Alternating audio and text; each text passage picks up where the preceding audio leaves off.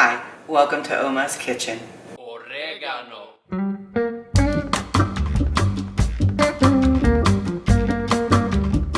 My first electric plane flight was going well until they ran out of cord. What? You just said. It's a Far Side comic. You ready? Let's make some French bread.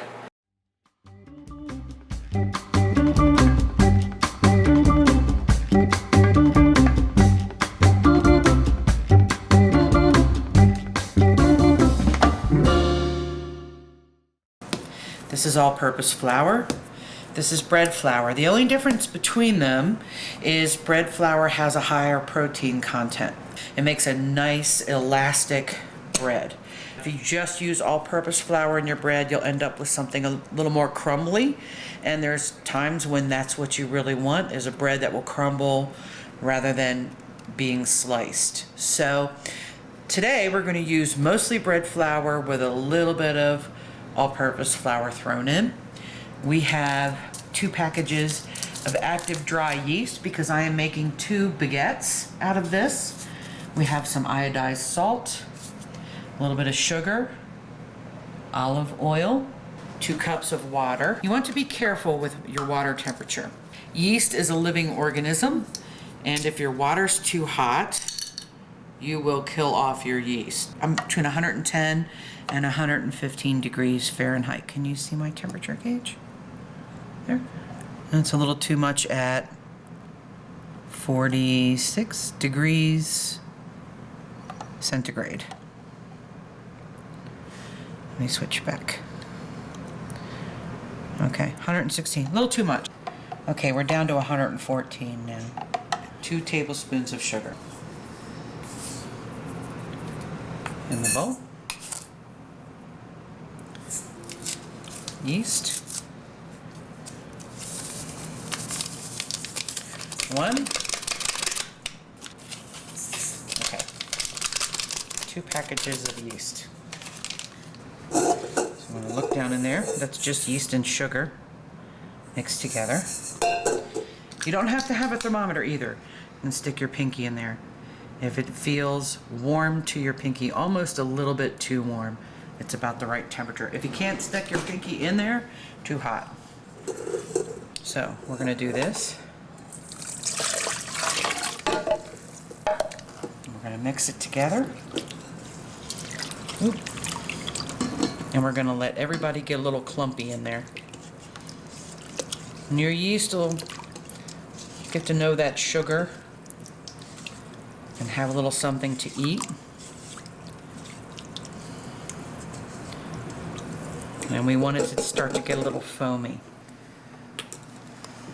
Bubbles in the top there. Oh yeah.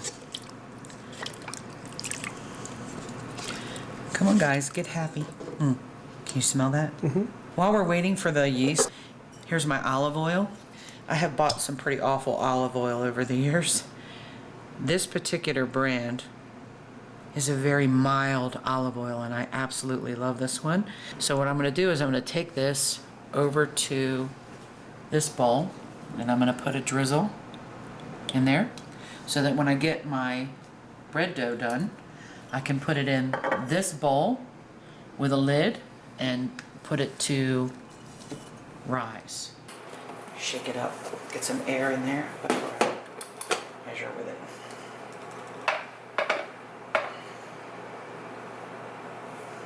One.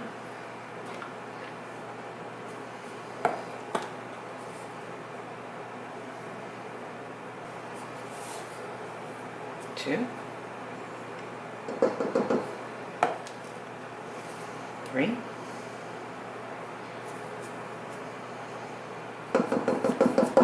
And then we want a 4th one of all-purpose flour.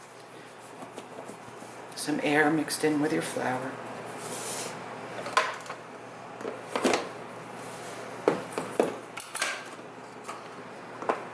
And then you just want, okay, 4. On top of that, we want a little bit of salt. about 1.5 teaspoons of salt. So we're going to use just a 1 teaspoon measurement. This is not, doesn't have to be an exact science, so that's about 1 teaspoon. And that's about 1/2. Okay, try to cover over your salt with flour before you mix it in.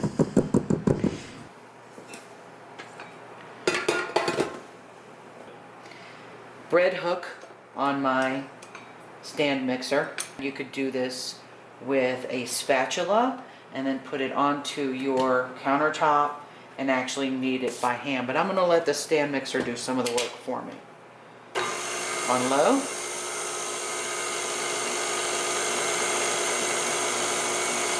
And I will have to add extra flour until I get a dough that will separate from the sides of the bowl. Oh, that's so pretty. Can you see down in there? Mm-hmm. It smells so good. Bread always smells so good.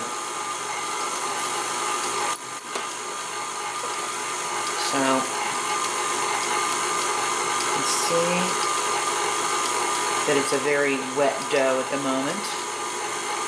So I'm going to add another 1/4 cup, about a 1/4 cup of flour to my, okay. That was the bread flour. So I added 3 cups of the bread flour and 1 cup of all-purpose flour. And then I've just added a little more of the bread flour to it to knead it a little bit. What happens is the glutens start to get into long strands, the gluten molecules, and that actually is what gives your bread its structure. So I'm adding bread flour now again. I can tell by looking down in here that it is still sticking to the bowl a little bit once it incorporates. So it's still a little too wet, which is fine. I can add up to another cup of flour and still be good within the recipe. Sending flour everywhere. It's going to get on your camera now. Now let me show you so that you can understand what I'm talking about. Do you see how it's still sticking to the top of the dough hook? It'll stick to my finger as well. You see that? Still a little too sticky, which is okay, but we're going to add some more flour to it. I think we're at about the right amount here. It's starting to come away from the bowl. Can you see that? If my hand gets out of the way. Okay. The great thing about the dough hook is that it kneads the dough at the same time it mixes everything together. Let me put a little flour on my surface here. Dough. Still a little sticky. I will do a little hand kneading. What you want to do is grab your dough, force your palms into it, roll it over itself, turn it, roll it over itself, force your palms into it. Get it all mixed in there till it's no longer sticky and you have this beautiful soft dough. Okay. I think I might need a little more flour on my surface here. Yeah, still a little sticky.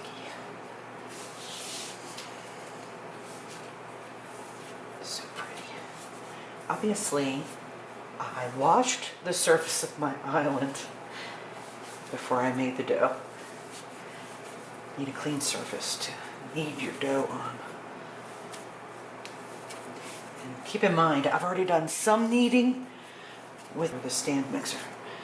So I don't have to do a ton. You don't want to overwork it. You want to get it to the point where it's not sticky. I find kneading dough very cathartic. It makes me happy. It smells good.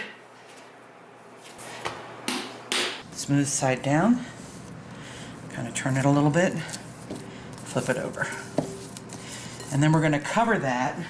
Now I have a bread proving button on my stove. Cover it tightly.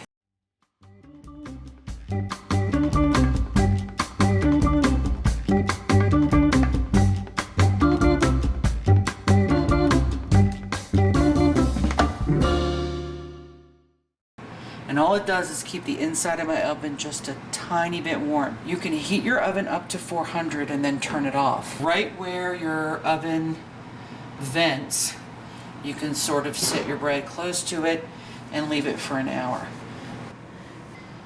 Prove for an hour. Prove to me your bread. See how it's doubled in size? Oh, look at how pretty. You ready? You can see the air pockets. That's what we want to get rid of, is the air pockets. Because those will make big holes in your bread. Okay. Let me roll it over on itself. Oh yeah. And then flip it over. Roll it over on itself. Pull these down. Pinch together. We're going to give it another half an hour in there for it to get tall again. Okay, we got most of the air out of it. And you did that when you can look in there and see that it's doubled in size. That's when you really put your knuckles into it and punch it down, flip it over, give it another however long, half hour, an hour, depends on where you are. If you're at altitude like we are, the bread wants to jump up out of the bowl. It takes about half the time to prove it, which is unfortunate because you don't get to develop the nice flavors you do at sea level. At sea level, this would be about an hour, then punch it down, put it in for another half an hour. This was only 30 minutes. I punched it down. I'm gonna try to do another 20 and see how far I can get before I shape them. Let's see how pretty it is. Oh, look at that. You got nice and tall. You smell it? Mm-hmm. Okay. You ready? Mm-hmm. Punch down. Try to get your big air bubbles out. Oh, it's nice. Okay. All my air bubbles are out. I'm gonna roll it up. Put my bowl away. Okay.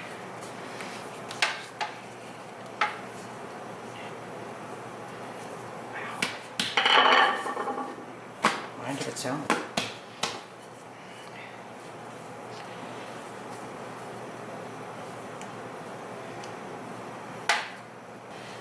Okay.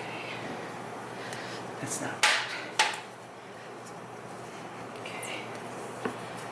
What we want is cut right down the middle. You can use a knife for this. You don't have to have my little tool here. Okay? What we want to do is sort of roll up. Pull it tight.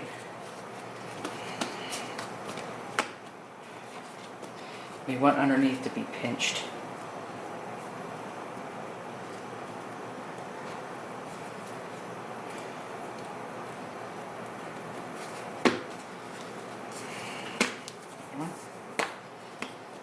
Tight.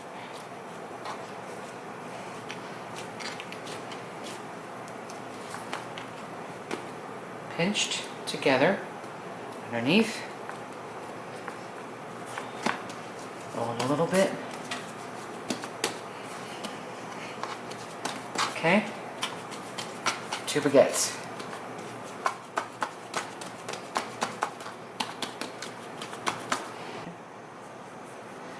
Gently run the knife through it. Okay, I'll show this one. Here, I'll cut it in this direction.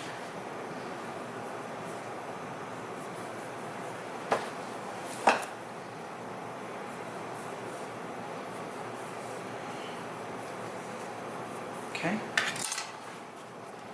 Now, one here.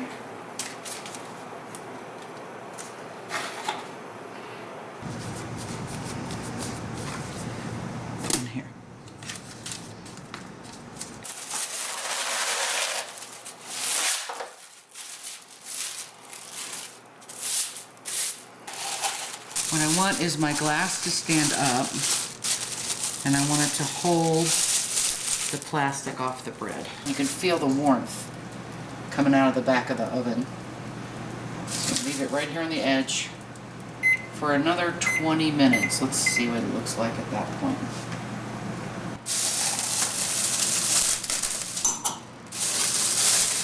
Look at that, they're so creamy. So these are gonna go in the oven along with more than a cup of water. I have put a pan in the oven and heated it up. 20 minutes. Okay, so the water in the pan underneath makes a really nice crust on the French bread. I'm gonna take them out, but let's look at the bottom. Oh yeah. When you tap it, you want it to sound a little bit hollow. Yeah. Oh yeah. There you go. Thank you for joining me in Oma's Kitchen. If you enjoyed the video, please don't forget to like and subscribe. I'll upload more tasty videos soon, and a special shout out to Moon Pie and Lil Bit. Till next time.